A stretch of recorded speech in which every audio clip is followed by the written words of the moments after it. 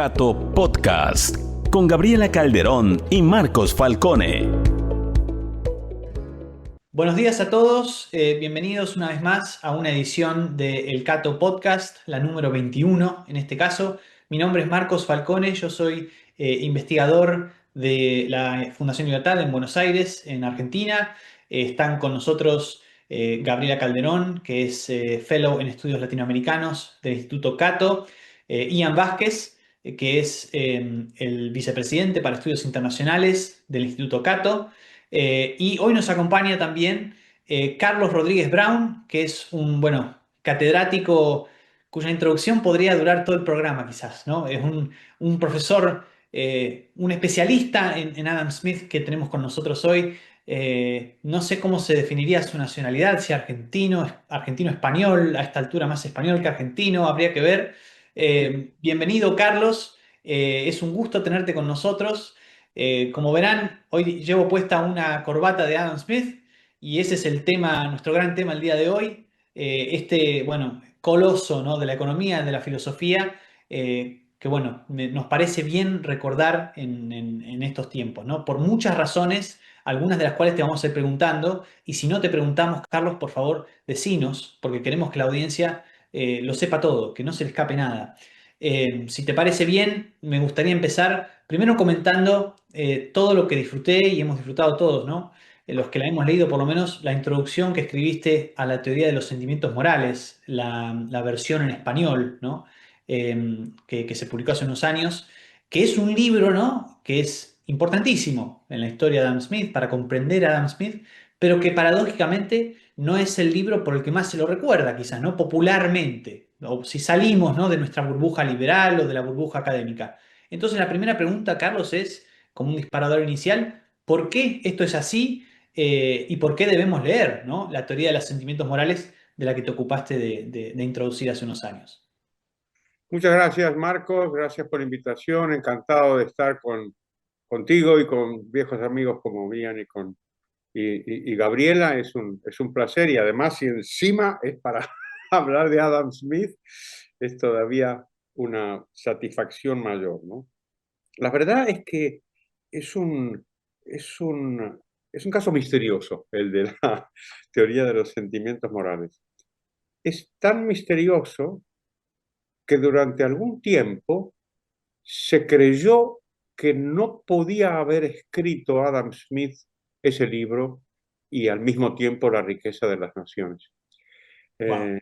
A final del siglo XIX, unos académicos alemanes acuñaron lo que se llamó el problema de Adam Smith, Das Adam Smith Problem, que era esto mismo. Es decir, pero ¿cómo es posible que, que Claro. el autor de La riqueza de las naciones, el famoso economista, el que habla del propio interés, de pronto se despache con un tratado voluminoso sobre moral que tiene un aroma tan diferente, ¿no? Es verdaderamente muy notable eso. Entonces, si quieres, podemos empezar por ahí.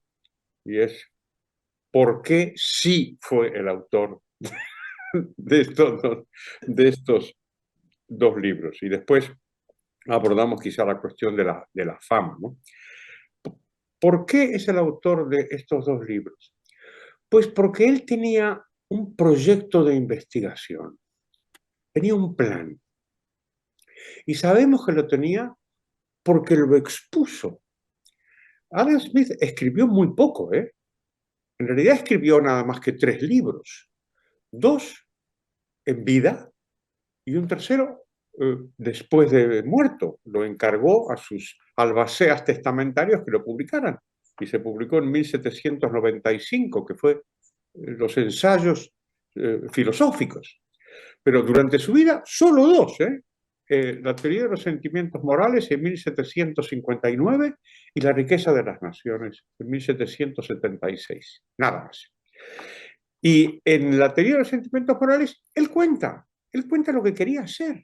Y dice, mi gran plan es pues hacer un libro sobre moral, hacer otro libro sobre economía política, ingresos, revenue, como le llamaba, y hacer un tratado sobre jurisprudencia, jurisprudencia es en inglés, jurisprudence, en español sería filosofía Derecho. del derecho, que era otro de los temas que le obsesionaba, y también cuestiones sobre retórica, sobre literatura, filosofía de la ciencia, y contó lo que quería hacer.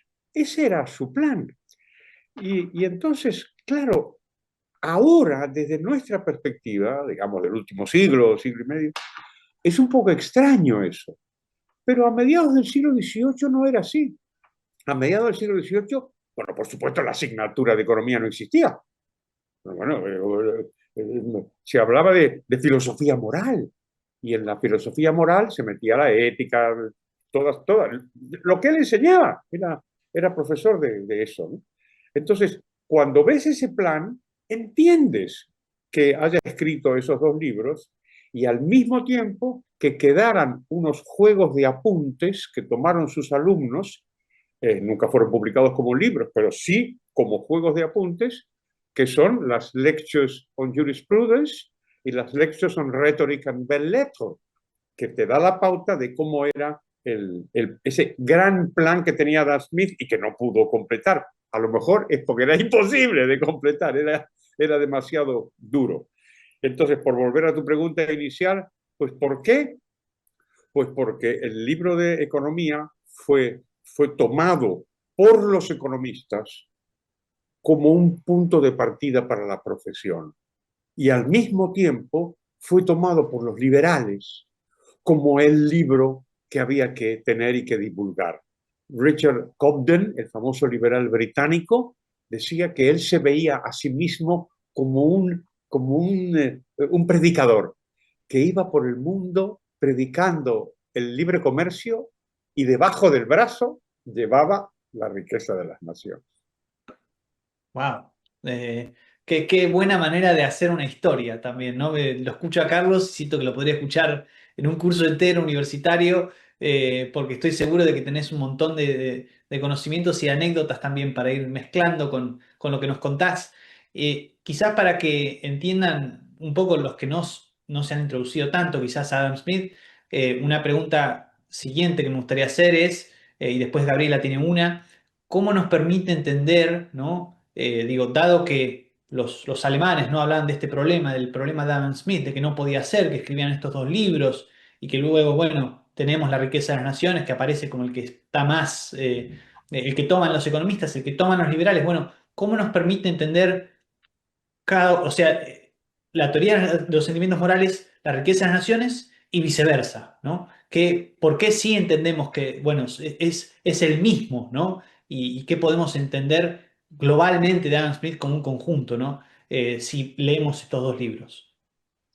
Si os fijáis, eh, eh, Adam Smith no nace en una burbuja, ¿eh? Él nace en un ámbito académico que era muy importante, que es la escuela escocesa de filosofía moral. Eh, ahora también es una cosa del pasado, igual puede parecer un poco extraño, pero en el siglo XVIII era importantísima, era importantísima. Esto pasa a veces con las escuelas, ¿no? Si yo te digo ahora, no sé, la escuela de Salamanca, pues te puede parecer un poco extraño, ¿no? Una escuela de Salamanca, pero a las personas del siglo XVI sabían perfectamente que ahí había gente muy, muy importante pensando en cosas importantes, ¿no? Pues en Escocia se estaba pensando en el siglo XVIII sobre la naturaleza humana. Si les interesaba ver pues, cómo era el ser humano.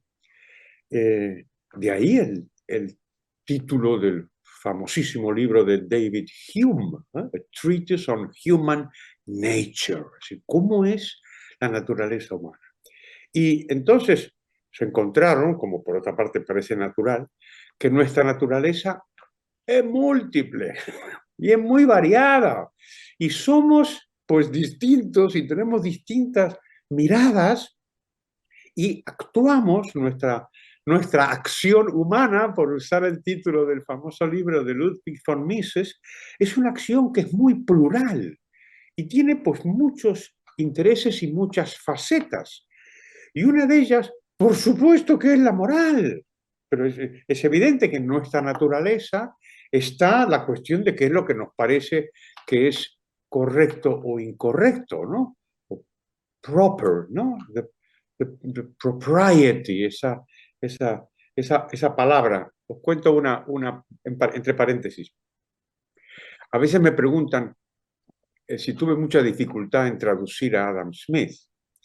La verdad que no tuve mucha, porque Adam Smith era un hombre muy culto y se nota, es un hombre muy estudiado, es un profesor, un hombre que escribe muy bien, con mucho cuidado y escribe un inglés estupendo. Pero tuve alguna dificultad. Por ejemplo, ¿cómo traducir propriety? Que es la palabra que utiliza en la teoría de los sentimientos morales. Y al final dije, ¿qué hago? Porque obviamente habla de lo correcto y lo incorrecto, pero también de lo propio o lo impropio. Entonces, tuve un lío ahí tremendo. Y al final decidí poner lo correcto y lo incorrecto. Y he tenido bastantes discusiones con especialistas en Adam Smith que me dicen que no termina de estar bien. Y mi explicación es que en español la palabra propiedad tiene dos sentidos. Que es lo propio de lo que está bien y la propiedad en el sentido de posesión. Los ingleses no tienen ese problema, porque tienen propriety y property, que son dos palabras distintas. En español no. Bueno, entonces, volviendo a lo que decíamos, esa dimensión, pues es obvia. ¿Y qué os parece? ¿Qué os parece tan obvio como explicar los tratos y contratos entre las personas, las cosas del comercio, las cosas de la riqueza, que empezaba entonces a despuntar y a generalizarse en el mundo, que antes no había así, ¿eh? Hay que ver lo que son las curvas del bienestar humano, ¿eh? Que son chatas así desde Adán y Eva hasta el año 1800, y ahí se dispara. Y ese proceso, que obviamente estaba preparándose en el siglo XVIII, es a lo que Adam Smith se preocupa. O sea que, aunque son problemas diferentes, es la misma naturaleza humana en los dos casos. Sí, Carlos, yo recuerdo muy bien su explicación de dos como figuras presentes en los dos trabajos de Adam Smith. Una es la del espectador imparcial y otra es lo de las piezas, no sé si lo estoy diciendo correctamente en español, inanimadas sobre un tablero de ajedrez. No sé si nos podría explicar un poco para quienes nos están escuchando, porque yo creo que La riqueza de las naciones y peor aún La teoría de los sentimientos morales son libros muy citados, pero que creo que muy poca gente los lee o entiende mucho de su contenido, que me parece riquísimo. Y estas dos analogías a mí me parecieron así como un momento, ajá, y recuerdo haberlas leído en un artículo suyo. Pues muchas gracias, Gabriela. Efectivamente, son dos cuestiones importantes de la teoría de los sentimientos morales y muy diferentes. Lo del espectador imparcial también es una, es una idea que ha dado material para mucha discusión, ¿no? ¿Cuál es la idea que está aquí? Tiene que ver con algo que está en el fondo de lo de Adam Smith, que es la cuestión de la religión. Smith eh, no es un hombre religioso, pero sí es un deísta. Es decir, es esas personas que creen que hay un ser superior, creador de la naturaleza humana, pero a los efectos de intentar entender nuestra conducta y nuestra naturaleza humana, es como si lo dejara a un costado. No es que lo desprecie, sino que quiere utilizar la razón humana para llegar a estas cosas que durante muchísimo tiempo habían sido monopolio de la teología, que es la moral, claro. Toda la historia de la religión está mezclada con la teología moral, con la ética, con el pecado, las acciones. Y Adam Smith quiere dejarlo aparte e intentar entender cómo surgen nuestras normas morales, nuestros sentimientos le llama, ¿eh? No le llama normas, sentimientos morales. ¿Cómo surgen, no? Y entonces, lo primero que hace, que es interesantísimo también, es ver de dónde brota todo esto. Y por eso, los libros hay que leerlos desde el principio. Y los dos libros de Adam Smith tienen principios que son muy reveladores de lo que él quiere hacer. La teoría de los sentimientos morales empieza así. Por más egoísta que se pueda suponer al hombre, hay algo en su naturaleza que lo lleva a interesarse por la suerte de los demás, aunque no obtenga de ello más que la satisfacción de contemplarlo. Es una frase muy bonita, muy bonita, y por cierto, refuta toda esta idea de que el liberalismo tiene que ver con el egoísmo humano. O sea, esta gente no ha leído ni la primera página de Adam Smith. Desde el principio dice, nos interesamos por los demás, ¿vale? Entonces, como nos interesamos por los demás, entramos en relación con los demás. Y a partir de ahí, siempre Smith es delicado, evolutivo, siempre habla de los siglos que pasan y cómo van cambiando las cosas por la propia naturaleza de la interacción humana. Entonces dice, de ahí tiene que surgir todo. Así como surgen las leyes y surgen los tratos, los contratos y por supuesto el comercio y la economía, también surgen los sentimientos morales. Y entonces, ¿cómo es que surgen? Entonces se inventa esta figura del espectador imparcial, es decir, una entidad que nos mira, contempla nuestra conducta y la juzga sin tener ningún interés en nosotros mismos, siendo completamente imparcial. Mira y contempla. Entonces dice que utilizamos eso como referencia para ir evolutivamente desarrollando unos sentimientos morales. Esa es la figura que utiliza, que es una figura bien interesante si estás metida, como te decía Gabriela, en ese marco en donde quieres dejar de lado la religión y ver cómo surge de manera racional una cosa que todos tenemos, que son los sentimientos morales. O sea que esa es la figura del espectador imparcial. La otra figura, la del ajedrez, me parece apasionante, porque tiene que ver con otro asunto que ha sido objeto de muchísima discusión, y es qué clase de liberal era Adam Smith. ¿Cómo era? Y desde muy temprano, la gente se acuerda siempre de un famoso artículo de Jacob Viner en el Journal of Political Economy, que se llama Adam Smith and Laissez-faire, que es un artículo de los años 20, que lo que hace es levantar la mano y decir, oiga, esto que cuenta los liberales, lo que contaba Richard Cobden del libre comercio, pues Adam Smith tenía sus más y sus menos y podía tener muchas excepciones, podía admitir muchas excepciones al free trade, cosa que es verdad. En realidad es todavía más anterior. En un artículo que escribí yo para el Journal of Austrian Economics, recuerdo que hay antecedentes, incluso a principios del siglo XIX, de gente que dice, hombre, este tenía un liberalismo con muchos matices. Ahora bien, a pesar de los matices, mi tesis siempre ha sido de que estamos hablando de un liberal. ¿Y qué es lo que el liberalismo es en el fondo? ¿Sí? En el fondo, ¿qué es lo que une a todas las variantes del liberalismo? Pues la desconfianza hacia el poder. La idea de que para que los derechos y libertades de las personas no se vean quebrantados, el poder tiene que estar limitado. Y eso, a mi juicio, es el hilo, el hilván que te puede llevar desde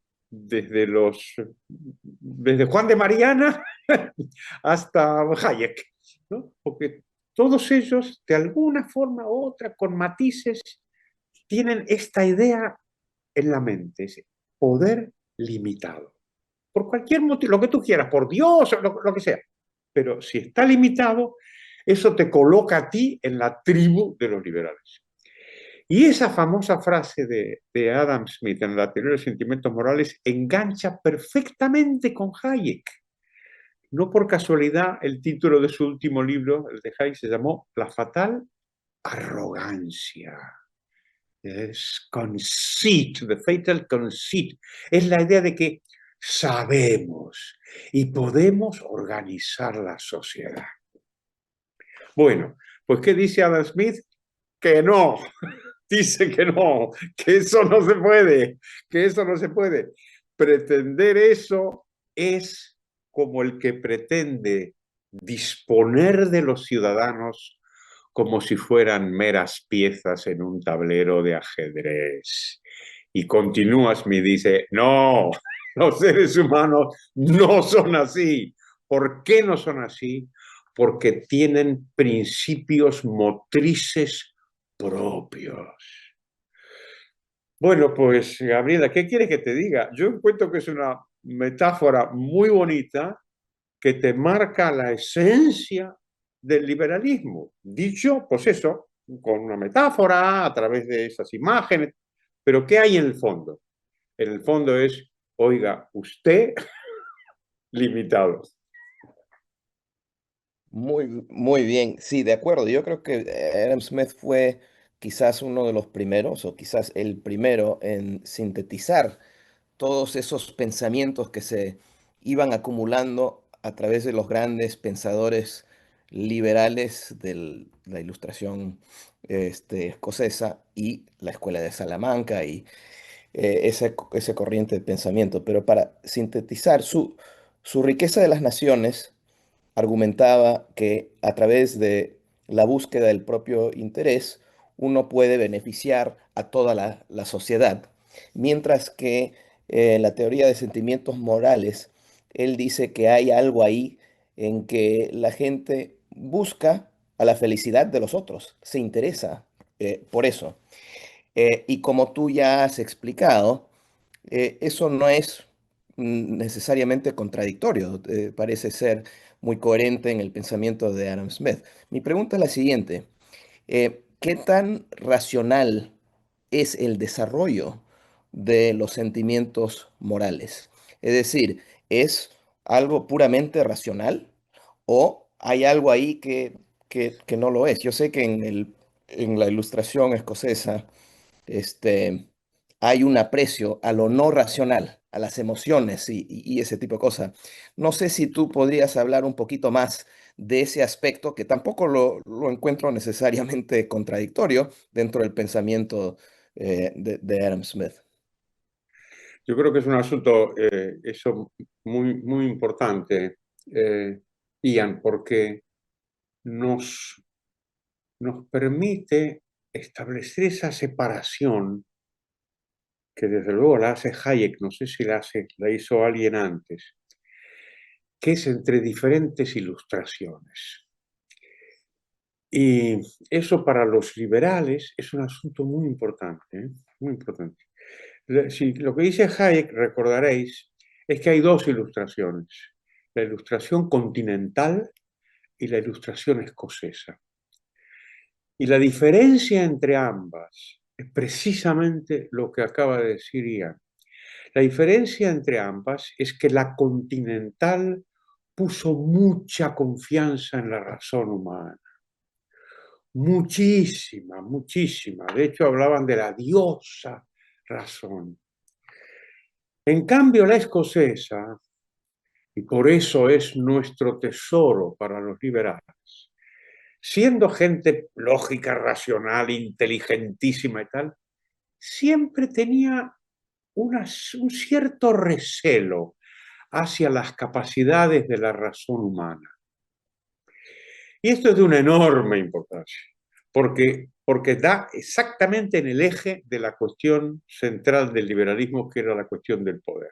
Es decir, si tú desconfías de la razón humana, si tú crees que no somos omnipotentes, si tú crees que en realidad no sabemos, no podemos entender la complejidad de unos órdenes, por usar esa palabra tan bonita de Hayek, unos órdenes que en realidad no se ven. Es que no se ve, tú. Es que es muy complicado, no se ve. Este es el origen de la idea de la mano invisible de Smith, que siempre he dicho que es una metáfora poco feliz porque da la idea de que hay una mano que maneja. La clave de la mano invisible no es el sustantivo, es el adjetivo. Es que es invisible, tú. Y entonces, si no se ve, si los procesos sociales y económicos son complejos, oiga, señor poderoso, tenga usted mucho cuidado, ¿no? Tenga usted mucho cuidado porque al intervenir, y esto lo dice una y otra vez Adam Smith, puede usted hacer las cosas mal. Se puede equivocar, puede causar daño. Y la ilustración continental te muestra el ejemplo perfecto del daño que se puede hacer desde la Revolución Francesa hasta las desamortizaciones del siglo XIX, desde el ataque salvaje a la religión hasta la expropiación de la educación que le quitaron los liberales, ¿eh? Le quitaron a la iglesia y se la dieron al Estado. Por Dios. Pero ¿cómo no se dieron cuenta de que ahí había un error? Aprobaron las desamortizaciones creyendo, también lo creía eso John Locke, o sea que también cometieron errores los ingleses, pero creyeron de verdad que se podía expropiar a la iglesia, expropiar a la aristocracia y que después el Estado ya se iba a quedar tranquilo y ya no iba a expropiar a nadie más. O sea, ¿cómo pudieron ser tan ingenuos, no? Pues por eso, porque creían que la razón humana no tenía límites y era perfecta. En cambio, como sugería Ian muy bien, los escoceses no son así. Y los escoceses, como bien decía Ian, a la hora de estudiar los sentimientos morales, hablan de sentiments, not only reason, no es una pura lógica. No es una pura lógica, es una mezcla de razón y sentimientos, que es una cosa muy valiosa porque además me parece que es verdad. Así es como se entienden los sentimientos morales. O sea que tu pregunta es extraordinariamente pertinente para distinguir entre las dos ilustraciones, para poner en valor la ilustración escocesa y para defenderla como lo que yo creo que es un baluarte para nosotros los liberales. Carlos, quería preguntarte si nos podés contar un poco más acerca de dos conceptos. Uno, bueno, los dos, por supuesto, relacionados con la discusión que venimos teniendo. Eh, Uno es la cuestión de la sympathy, ¿no? Que nunca sabemos si tenemos que decirle simpatía o empatía, o por lo menos esa es la duda que yo siempre tengo, y que quizás tiene que ver con cómo se desarrollan, ¿no? Estos sentimientos morales que no son ni una cosa ni la otra, ni hiperracionalismo ni hipersentimentalismo, ¿no? Y después la cuestión de la mano invisible también, ¿no? Porque claro, una persona que recién se acerca a Adam Smith seguramente que va a conocer esa metáfora antes que cualquier otra metáfora de las que hayamos estado hablando. Pero claro, parece que hay un problema ahí. Ahora, la cuestión es, ¿el problema es nuestro o el problema es de Adam Smith, ¿no? ¿El problema es cómo nosotros lo interpretamos a él o el problema es lo que dijo porque en realidad la metáfora no es la mejor? No sé tu opinión. Muchísimas gracias, ¿no? Dos preguntas muy buenas. Os conté ya la dificultad que había tenido para traducir propriety, ¿no? En la teoría de los sentimientos morales. La otra dificultad la tuve con esa palabra, con sympathy. La tuve con esa palabra, ¿no? Porque si Adam Smith escribiera el libro hoy, seguramente diría empatía, que es lo que más se ajusta a la noción que estaba hablando.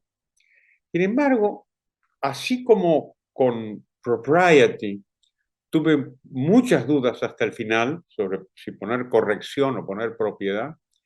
Con sympathy tuve mucho menos. ¿Por qué? Y porque está más o menos claro. Está más o menos claro lo que quería decir. Está claro que lo que quiere decir es la capacidad de asumir lo que le pasa al otro. Y eso, pues, si te dicen simpatía, lo entiendes perfectamente. Es importante lo que dices, por una cosa, ¿no? Que hay que insistir frente a esta caricatura del liberalismo como el individualismo que nunca sale de sí mismo, encerrado, así como una ostra. Todo en Adam Smith es al revés. Todo es el otro, todo es pensar en el otro. En la teoría de los sentimientos morales ya os conté cómo empieza el libro, pero en todas partes, en toda su obra, referida a la naturaleza y la conducta humana, siempre está hablando de los demás.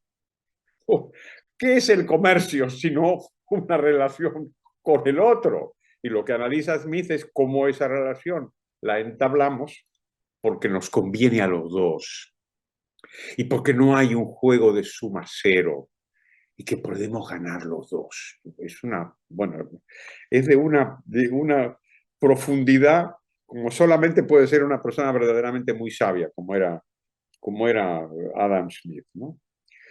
Hablemos un poquito de la mano invisible, ¿no? Según tengo una vieja teoría que dice que todas las metáforas de la economía son falsas. que no hay que usar nunca ninguna, porque siempre son muy engañosas, ¿no? Y esta, por supuesto, que es engañosa, ya os conté, que te sugiere que hay una mano. No era la idea de Smith, ¿no? Por eso, Bastiat, que es un smithiano total, ¿no? Y Say también, cuando recogen esta tradición, recoge esta idea Bastiat y le quita la mano. Y el famoso ensayo de Bastiat es ce qu'on voit, ce qu'on ne voit pas. Lo que se ve y lo que no se ve. Y ahí da exactamente en la idea central, ¿no? Ahora bien, recordemos una cosa. La metáfora de la mano invisible se hizo famosísima, sobre todo en el siglo XX, gracias a los economistas, en particular a Samuelson, que la utilizaron como si fuera la representación del modelo teórico de competencia perfecta, que fue una cosa terrible, terrible, que hizo mucho daño a los liberales, porque los antiliberales, empezando por Samuelson, recurrieron a un truco al que han recurrido todos, desde él hasta Stiglitz, que es, el liberalismo está bien, pero solo si estamos en un contexto de competencia perfecta. Claro, como ese contexto, como sabe cualquiera, es un contexto puramente irreal, es una abstracción, entonces dicen, no. Como el modelo de competencia perfecta, que es la mano invisible, que es Adam Smith, que es el liberalismo, no funciona en la realidad, entonces el liberalismo no vale. ¡Qué trampa, ¿no? ¡Qué trampa, qué trampa, qué trampa! Nunca, jamás ha dicho ningún liberal que el liberalismo es bueno en la competencia perfecta. Y desde luego, nunca lo dijo Adam Smith. Más aún, Adam Smith dice lo contrario de eso. Y específicamente dice, si hubiera que esperar a que la sociedad y la economía fueran perfectas antes de que la sociedad prospere, ninguna sociedad hubiera prosperado nunca. O sea que él mismo tenía la idea de que estamos en un mundo real donde la perfección no existe. Ahora bien, y termino con esto. Aunque la mano invisible fue distorsionada, aunque solamente aparece una vez en la riqueza de las naciones, el espíritu, es decir, la idea que está detrás de la mano invisible, la idea de Bastiat, está en todo el libro. Es que en toda la obra de Adam Smith está la idea de cuidado, la sociedad es muy complicada, muchísimas cosas que son muy importantes, no vemos cómo se hacen, no sabemos. Ese mensaje está en todas partes, desde el principio hasta el fin. O sea que la metáfora, aunque la queramos excluir y queramos denunciar la manipulación que hicieron los economistas de ella, la idea que subyace a la mano invisible, que es la complejidad de la sociedad y la limitación de las capacidades humanas a la hora de comprenderla, está en todas partes. Carlos, yo quería preguntar acerca de la influencia que tuvo la obra de Adam Smith en América Latina cuando éramos parte del Imperio Español todavía. Y digamos, una pregunta como en dos partes, ¿no? No solo la influencia clara que vemos que hubo de la riqueza de las naciones, sino también la pregunta de ¿por qué no hubo tanta influencia tal vez de la teoría de los sentimientos morales? ¿Tiene algo que ver con las traducciones o a qué podemos, cómo se puede explicar ese fenómeno? Gabriela, no me hagas preguntas que tú sabes responder mejor que yo.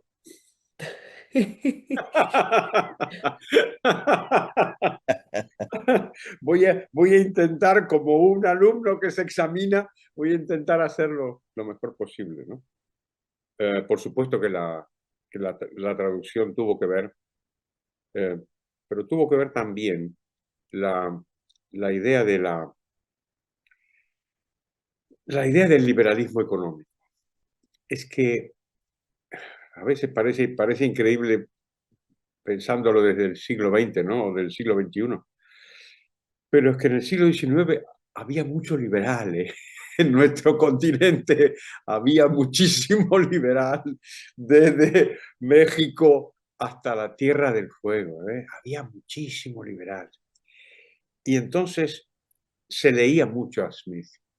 Y se leía a Smith sobre todo para la construcción del nuevo orden. Es decir, los liberales latinoamericanos del XIX, digamos, una vez resuelto el tema de la independencia política, estaba la cuestión de la organización de la nueva sociedad, ¿no? Y si tú rastreas, como has hecho tú, mucho más que yo, los escritos de los pensadores desde México para el sur, tú vas a ver que el espíritu y a veces la letra de Adam Smith está presente. Yo solamente puedo hablar con un poquitito de autoridad de mi Argentina natal. Por cierto, que Marcos me decías de qué nacionalidad soy. Primero, se puede ser de las dos, que no me obliguen a Puesto, elegir. que se elija, somos liberales. Pero soy desde luego, creo que en la Wikipedia me ponen economista hispano-argentino, yo creo que eso encaja. Y en términos de tiempo, soy mucho más español, claro. Llevo viviendo casi 50 años en España, mis hijos son españoles, mis nietos son españoles, en fin.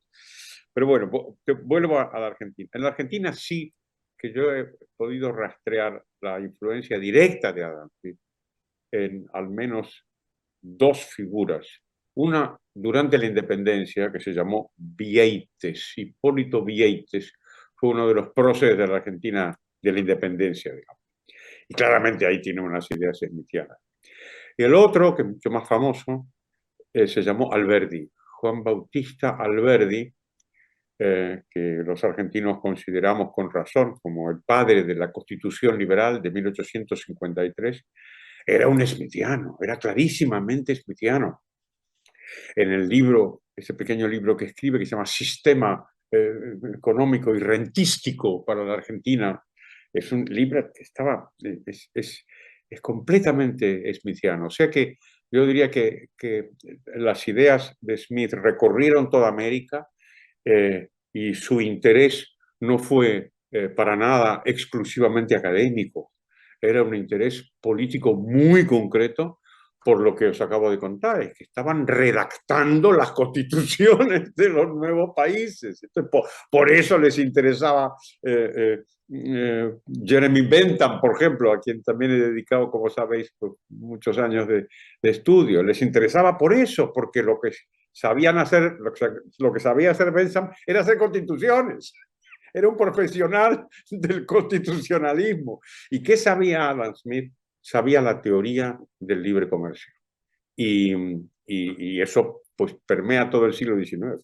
En realidad podemos terminar esto con esta pregunta, Gabriela, con una nota de nostalgia de ver cómo se perdió eso, ¿no? Cómo se perdió eso durante el siglo XX, en el caso argentino, durante todo el siglo XX, vamos, desde el año 20 hasta antes de ayer, hasta la llegada de Milei, ¿no?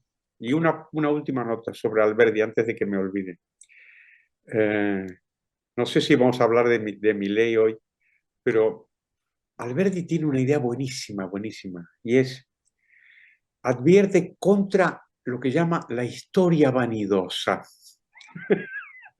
Y es una idea preciosa, preciosa, y es, la historia, los que creen que la historia la hacen los grandes hombres. Y él decía, Alberti decía, no nos confundamos, digamos. Estaba refutando avant la lettre a Carlyle, ¿no? La idea de los héroes, los grandes héroes que conducen al pueblo para un lado, para el otro. Y decía Alberti, mire, no. Esa es la historia vanidosa. Lo que cuentan son las instituciones. Esto es Smith puro, pero puro Adam Smith. Las instituciones, los valores, las costumbres, la evolución, el respeto al marco jurídico, eso es lo que importa. Y no una especie de héroe providencial que de pronto rescata al pueblo. No, no es así. Y si Alberdi estuviera ahora vivo, yo creo que lo que diría es, Milei no es un héroe providencial. Milei es el resultado de décadas y décadas y décadas de liberalismo predicado a veces desde los cenáculos más reducidos y de un liberalismo que lo que intentó durante el siglo XX, sin conseguirlo, claro, es volver al XIX, volver a las ideas liberales de Adam Smith que habían hecho a la Argentina y a muchos países de América tan prósperos. Nos quedan, Carlos, unos 10 minutos, un poquito más. Teníamos pensado también preguntarte tu opinión acerca de tus dos patrias, de hecho, tu patria donde naciste y tu patria adoptiva, si se quiere, Argentina, España, ¿cómo ves? No sé si decir, bueno, ¿cómo verías Adam Smith o cómo ves vos? O si es la misma cosa, ¿no? Pero ¿cómo ves vos la evolución de Javier Milei en Argentina por un lado y de Pedro Sánchez en España por el otro? Si nos querés dar una breve reflexión también. Sí. No sé si te había dicho, Marc, me tienes que hacer preguntas que yo sepa responder. Ah, uy. Bueno, pero vas a responderlas mejor que yo, seguro. Yo siempre digo que entre la vejez y la calvicie no soporto más humillaciones. Pero voy a intentar contestar las dos. Porque además sí que tienen que ver, con Adam Smith, ¿no? El deterioro de la Argentina en realidad es una cosa smithiana total, ¿no? Smithiana y hayekiana, ¿no? Porque Argentina, que es un país fallido, se pasó 100 años retrocediendo. Al revés de lo que muchos creen, no es el peronismo el que inaugura la catástrofe en la Argentina. Fueron los conservadores, fue la derecha. Fue la derecha en los años 30 claramente, y estaba larvada antes, los especialistas en esas cosas la han rastreado, Ezequiel Gallo, Zimmerman, la han rastreado incluso en los años 20, el pensamiento católico antiliberal, hay muchas raíces ahí, pero en los años 30 el antiliberalismo se adueña de la Argentina. Fue la derecha, los conservadores, porque se aterraron con la crisis del 30. Se aterraron con la crisis del 30. En tu Rosario, Marcos, que estaba ahí bullendo de prosperidad con las exportaciones de cereales, y la Argentina, que era, pues se dedicaba a eso, claro, ¿a qué se iba a dedicar? A la tierra, claro, que era la inmensa fertilidad de las pampas, de pronto vio su mercado cerrado. Y entonces hizo eclosión el antiliberalismo en Argentina como en el resto del mundo, porque recordemos lo que pasó en Estados Unidos, en los 30. Lo que pasó en Inglaterra, tú. Inglaterra, the mother of free trade, se cerró, tú. Se juntó Inglaterra con sus ex colonias en Ottawa en 1932 y dijeron, se acabó el free trade, se acabó el libre comercio. La derecha lo hizo en la Argentina. Y recuerdo que los viejos peronistas a los que todo el mundo acusa de todos los males, siempre decían, nosotros continuamos el intervencionismo de la derecha. O sea que es un caso típico de los socialistas de todos los partidos que decía Hayek.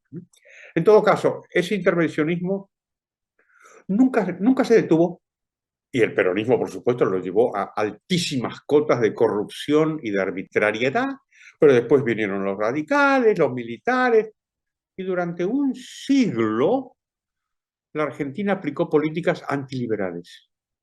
Y se arruinó, claro, por eso es un país fallido.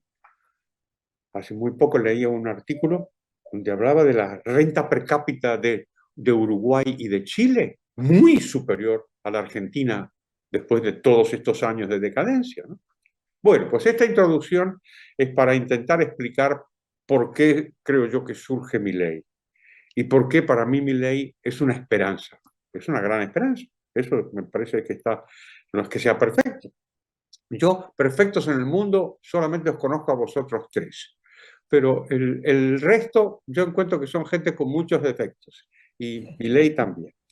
Pero lo que Milei hace es recoger esto que os acabo de contar y decir, lo que ha pasado en Argentina es 100 años de antiliberalismo. ¿Qué tal si probamos lo contrario? ¿Qué tal si probamos lo que hizo a la Argentina próspera de 1880 a 1930? Y la gente lo votó, la gente respaldó esto. Con lo cual yo creo que es una muy buena noticia, que por supuesto puede salir mal, pero si en Argentina llevan saliendo mal las cosas durante 100 años, pues, pues igual pueden salir mal unos años más, ¿no es cierto? O sea que yo tengo esperanza, pero no soy ciego y veo que hay muchos defectos y muchas posibilidades de que las cosas salgan mal, pero yo creo que para un liberal es razonable tener esperanzas con Milei, pues porque después de todo está en parte aplicando lo que hemos dicho nosotros toda la vida. Os pongo un ejemplo. Como sabéis, Milei liberalizó los alquileres. Los alquileres eran una locura fascista, vamos, está todo regulado, todo intervenido, y lo liberalizó, como hicieron los alemanes después de la Segunda Guerra Mundial, overnight, de un día para otro, ¿no? ¿Y qué pasó? Pues que empezaron a aparecer pisos en alquiler. Pues sí, es lo que hemos dicho toda la vida. O sea que hay que levantar la mano y decir, pues sí, claro que sí. O sea, mucha esperanza a Marcos y cautela. Y lo más importante son las ideas, ¿eh? Son las ideas las que hacen que Milei sea Milei. Ahora hablamos de España. En España pasa una historia que es algo diferente. Y es que después de un colapso terrorífico, porque probablemente no hay nada más terrorífico que una guerra civil. O sea, es el último peldaño, ¿no es cierto?, de la desintegración de una sociedad. España salió adelante, fíjate. Salió adelante y la dictadura de Franco tuvo la inteligencia que a veces tienen las dictaduras de hacerle caso a unos economistas. Y esto fue lo que pasó con Franco, porque Franco, que estuvo durante 40 años gobernando, se divide la dictadura en 20 años muy distintos, los primeros 20 de los 20 segundos. ¿Por qué? Y porque durante los 20 primeros fue una especie de fascismo, y todos los precios controlados, la economía cerrada, empresas públicas por todos lados, en fin. ¿Y qué resultado fue? Miseria, pobreza. Al mismo tiempo que los españoles veían, y Franco también, porque era un dictador pero no era tonto, que los países que sí habían entrado en la Segunda Guerra Mundial y que habían sido derrotados, en particular Alemania, pues habían aplicado unas políticas liberalizadoras y estaban creciendo a gran velocidad, mientras que España se hundía en la miseria. Y entonces en el año 1959 les hizo caso a unos economistas que le dijeron, casi mejor, probemos otra cosa, probemos lo que están haciendo los alemanes. Y lo probó. Y entonces empezó un camino de apertura económica que en realidad nunca se ha terminado. Y al mismo tiempo pudo recomponer su marco institucional. Esto me parece muy importante. Había un sindicalista comunista, no me acuerdo el nombre, me he olvidado, pero cuando se hace la transición democrática, dice que yo quiero tener los sindicatos del franquismo, dice, con los ascensores funcionando, ¿no? Esta idea de que se hizo una transición y las instituciones, como los ascensores, pues funcionaban. Y la previsibilidad, la seguridad jurídica, estas cosas que le gustaban a Adam Smith, ¿eh? Los notarios, los registradores de la propiedad, los jueces. Esto es lo que hace que la economía esté preparada para recibir una posibilidad de prosperidad. Y eso fue lo que hizo España, prosperó muchísimo. ¿Cuál fue la parte mala? La parte mala es el intervencionismo creciente de las autoridades. España se convirtió en un país europeo, en el mal sentido, en el sentido de que estados muy grandes y redistribuidores. Pero ¿qué pasa? Pues pasan dos cosas. Uno, el propio intervencionismo español ha entrado en un creciente descrédito. Y Pedro Sánchez pues probablemente pues, vaya a perder las elecciones, entre otras cosas por su intervencionismo. Punto uno. Punto dos, en el resto de Europa empiezan a aparecer señales cada vez más claras de que el modelo welfare state de Europa no va a durar, no puede durar. Está con las costuras tensándose. La gente no quiere pagar más impuestos y aquí se pagan los impuestos más altos del mundo. Los estados han recurrido a seguir gastando, pero como no pueden recaudar, se endeudan. La deuda pública cada vez es mayor y cada vez hay más conciencia de que esto no puede durar. Y la semana pasada, ya no hace nada, lo ha dicho Macron en Francia. La France, nada menos, ¿eh? Ha dicho, esto, chicos, that's all, folks, que se acabó el jueguito y esto ya no... Y esto me parece a mí que es una buenísima señal, tanto la caída del socialismo en España como la crisis del welfare state en Europa.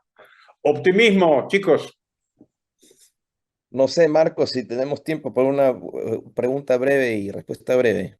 Y si Carlos puede responder en un minuto, lo hacemos. Venga. Ya, hemos estado hablando de las ideas de Adam Smith en el siglo XX y XXI, pero la pregunta es, ¿por qué en el siglo XVIII en Escocia surgieron estas ideas del que fue parte Adam Smith? Claro. Y ahora, al final, me das un minuto para responder. Eres un malvado. Mira que yo te quiero. Un minuto y medio. Pero eres un malvado. Entonces preguntas. Esa pregunta es imposible de responder. Yo diría dos cosas. Las ideas y el comercio. Yo diría que en el mundo de las ideas tuvo que ver este movimiento fascinante de las ideas liberalizadoras que desde España llegan a los Países Bajos y desde los Países Bajos cruzan a Escocia y de Escocia a América. Todo esto me parece una historia fascinante. Mi amigo León Gómez Rivas, algún día tenéis que traerlo al podcast para que os hable porque es el que ha estudiado eso. Así que las ideas pueden dar una explicación a esta pregunta venenosa que me hacía Ian para contestar en un minuto. Y el otro es el comercio. Es que había comercio, tú. Y había comercio, bueno, con Europa, por supuesto, pero con América también, ¿eh? Y, oye, si tú juntas las ideas con los comerciantes, igual te sale una buena combinación, ¿no creéis? Sí. Bueno, Carlos, muchísimas gracias por la, bueno, por la buena onda y por tanto conocimiento que nos diste hoy. Esperamos tenerte de nuevo en el futuro. Gracias a todos. Gracias también, Gabriela, Ian, por estar acá con nosotros. Y bueno, nosotros nos volvemos a encontrar la semana que viene en el mismo lugar, misma hora. Muchas gracias. Muchas Gracias, gracias. Carlos. El Cato Podcast con Gabriela Calderón y Marcos Falcone.